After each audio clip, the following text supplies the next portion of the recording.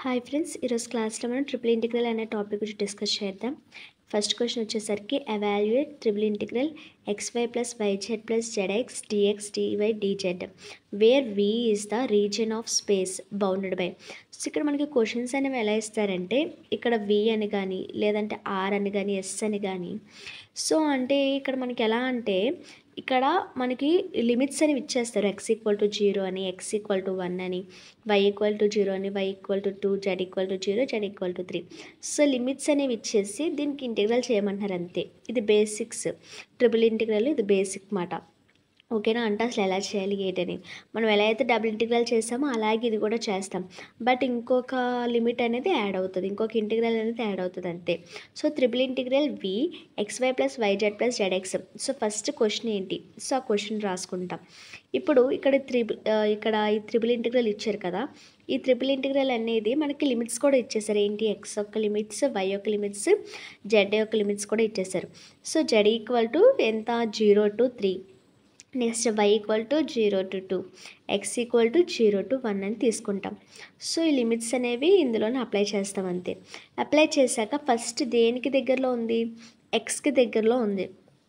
ఒకవేళ నేను జెడ్ ఇక్కడ తీసుకోను, నేను ఎక్స్ ఇక్కడ తీసుకుంటాను, లైన్గా వెళ్తాను, ఎక్స్ వై జెడ్ ఇలా వెళ్తానంటే మీరు అలాగే తీసుకోవచ్చు, ఏం ప్రాబ్లం లేదు. నేను ఇక్కడ z అంటే ఇక్కడ దీనికి ఫస్ట్గా ఎక్స్ అనేది తీసుకున్నాను. ఓకేనా?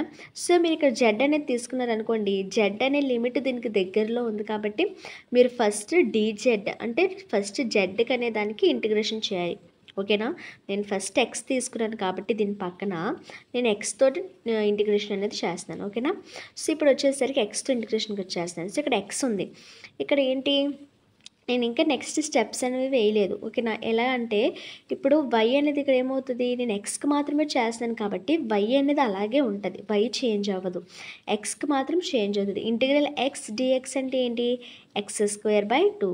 ఇంటిగ్రల్ x అంటే x²/2 ఇంటూ y ప్లస్ మరి ఇక్కడ ఏంటి? yz ఉంది. ఇక్కడ ఏమైంది? ఎక్స్ అనేది లేదు. సో ఇది డిఫరెన్షియేషన్ కదా, డిఫరెన్షియేషన్లో అయితే అది ఎక్స్ అక్కడ ఎక్స్ అనే టర్మ్ లేదు కాబట్టి అది కాన్స్టెంట్ అయిపోయి 0 అయిపోద్ది టర్మ్. కానీ ఇది ఏంటిది? డిఫరెన్షియేషన్ కాదు, ఇది వచ్చేసరికి ఇంటిగ్రేషన్. ఇది ఇంటిగ్రేషన్ కాబట్టి yz అనేది కాన్స్టెంట్గా అలాగే ఉంచి dxకి ఇంటిగ్రేషన్ చేస్తాం. అంటే ఇక్కడ ఏమీ లేదు కాబట్టి 1 అనుకుంటాం. 1 dx అంటే ఏంటి? ఎక్స్. ఇంటిగ్రల్ 1 dx అంటే మనకి ఫార్ములా ఏంటి? X. So x into yz plus z. ఎక్స్కి integration x²/2 dy dz. So limits వచ్చేసరికి ఎంత? 0 to 1. ఓకేనా? సో ఇక్కడ 1 అనేది అప్లై చేస్తే 1² అంటే 1. సో 1 ఇంటూ y అంటే y/2 ప్లస్ ఇక్కడ 1 ఇంటూ yz అంటే yz ప్లస్ z. ఇక్కడ 1²/2 అంటే 1/2. So z/2 dy dz. So మనం ఇంకెలాగా upper limit minus lower limit. Lower limit ఎందుకు అప్లై చేయలేదంటే అది ఎలాగా 0 ఉంది. సో మనం 0 అప్లై చేసినా అప్లై చేయకపోయినా టోటల్ టర్మ్ అంతా 0 అయిపోతుంది కాబట్టి నేను ఇంకా నెక్స్ట్ స్టెప్ అనేది వేయలేదు. ఓకేనా? డైరెక్ట్గా ఓన్లీ ఆ యొక్క అప్పర్ లిమిటే వేసాను. మీరు ఒకవేళ కన్ఫ్యూజ్ అవుతాను, లేదు నేను లోవర్ లిమిట్ కూడా రాసుకుంటాను అని అనుకుంటే upper limit minus lower limit అని కూడా రాసుకోవచ్చు. ఓకేనా? సో ఇప్పుడు ఏంటి? జెడ్ తోటి ఎక్స్ తోటి ఇంటిగ్రేషన్ అయిపోయింది. ఇప్పుడు నెక్స్ట్ ఏ లిమిట్ ఉంది? y యొక్క లిమిట్ ఉంది. సో y యొక్క లిమిట్ ఉన్నప్పుడు మనం ఏం చేస్తాము అంటే yకి ఇంటిగ్రేషన్ చేస్తాం. సో 1/2 అనేది కాన్స్టెంట్ కాబట్టి ముందున పెట్టుకొని ఓన్లీ yకి మాత్రమే ఇంటిగ్రేషన్ చేస్తాం. మరి yకి ఇంటిగ్రేషన్ ఏంటి? yకి ఇంటిగ్రేషన్ వచ్చేసరికి ఇక్కడ xకి ఇంటిగ్రేషన్ ఏమని చేస్తాం? x²/2 అయినప్పుడు yకి ఇంటిగ్రేషన్ కూడా y²/2 అవుతుంది. ఇక్కడ yకి ఇంటిగ్రేషన్ ఏమని చెప్పాను? y²/2 ఇంటూ జెడ్ ప్లస్ ఇక్కడ ఏం చెప్పాను? z/2 ఉంది. సో z/2 అనేది ఏమవుతుంది? అక్కడ y యొక్క టర్మ్ లేదు కదా అని 0 అయిపోదు. సో z/2 అనేది అలా రాసుకొని ఇక్కడ ఇంటిగ్రల్ dy అనేదానికి ఇంటిగ్రేషన్ చేస్తాం. అంటే 1 dy అంటే ఎంత? Integral y. ఇక్కడ 1 dx అంటే integral x. So integral 1 dx అంటే x అని రాసుకున్నాం. ఇక్కడ ఇంటిగ్రల్ 1 dy అంటే y అని రాసుకున్నాం. So y z/2. ఓకేనా? సో లిమిట్స్ వచ్చేసరికి y యొక్క లిమిట్స్ ఎంత? 0 to 2. ఇంకెంత మిగిలింది? ఇంకేం మిగిలింది? dz మిగిలింది. ఓకేనా? సో ఇక్కడ చూసుకున్నట్లయితే y² అంటే 2 కదా, 2² అంటే ఎంత? 4. 2 ఇంటూ 2 4 ప్లస్ సో ఎంత? 2² అంటే 4 ఇంటూ z/2 ప్లస్ ఇక్కడ ఏముంది మనకి?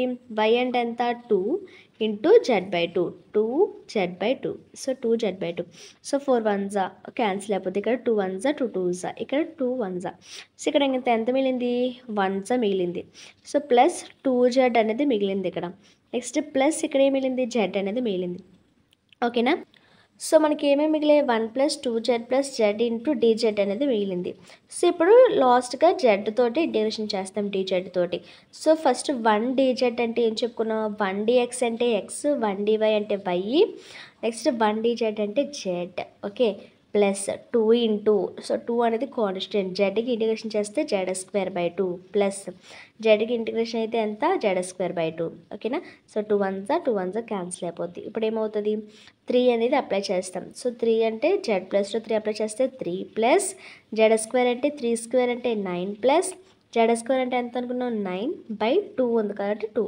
ఓకేనా మైనస్ లోవర్ లిమిట్ కాబట్టి లోవర్ లిమిట్ కూడా రాసుకోవచ్చు 0 అయిపోతుంది ఓకేనా సో ఇక్కడ ఏంటి ఎల్సిఎం చేస్తున్నాం సో ఇక్కడ 1 ఇక్కడ ఎంత ఇక్కడ ఎల్సిఎం ఏమీ లేకపోతే 1 ఇక్కడ 1 అనుకుంటాం అవునా 1 అనుకుంటే ఇక్కడ మొత్తానికి ఎల్సిఎం ఎంత 2 అవుతుంది సో 2 అయితే ఇక్కడ 1 కదా ఉంది అంటే ఈ 1 అనేది 2 అవ్వడానికి ఇంకా ఎన్నిసార్లు ఛాన్స్ ఉంది 2 టైమ్స్ అంటే 1 2s 2 కదా సో దీనికి ఈక్వల్ కావటం కోసం ఈ 2 అనే దాన్ని న్యూమరేటర్ తోటి మల్టిప్లికేషన్ చేస్తాం సో 2 3s 6 2 9s 18 ఇక్కడ ఆల్రెడీ మనకి ఈక్వల్ అయిపోయింది కాబట్టి నేను 9 అనేది డైరెక్ట్గా వేసేసుకుంటాను ఇంకా మళ్ళీ దానికి మల్టిప్లై చేయాల్సి లేదు ఎందుకంటే దానికి ఎల్సిఎం 2 ఉంది కాబట్టి సాటిస్ఫై అయిపోతుంది సో 6 + 18 అంటే 24 24 + 9 అంటే 33 సో 33/2 సో ఇది ట్రిపుల్ ఇంటిగ్రల్ యొక్క ఆన్సర్ అన్నమాట ఓకేనా సో ఎలా చేయాలి ఏంటి సో ఇక్కడ అనేది మనకి లిమిట్స్ అనేది వాడు డైరెక్ట్గా ఇవ్వకుండా ఈ విధంగా ఇచ్చాడు ఓకేనా సో ఈ విధంగా ఇచ్చాడు కాబట్టి ఇలా తీసుకున్నాం లేదు నార్మల్గా డైరెక్టర్ లిమిట్స్ కూడా కొన్ని ఇచ్చేస్తాడు ఆ విధంగా కూడా చేసేయచ్చు ఏం పెద్ద కష్టం కాదు ట్రిపుల్ ఇంటిగ్రల్ కూడా సేమ్ డబుల్ ఇంటిగ్రల్ లాగే ఉంటుంది సో థ్యాంక్స్ ఫర్ వాచింగ్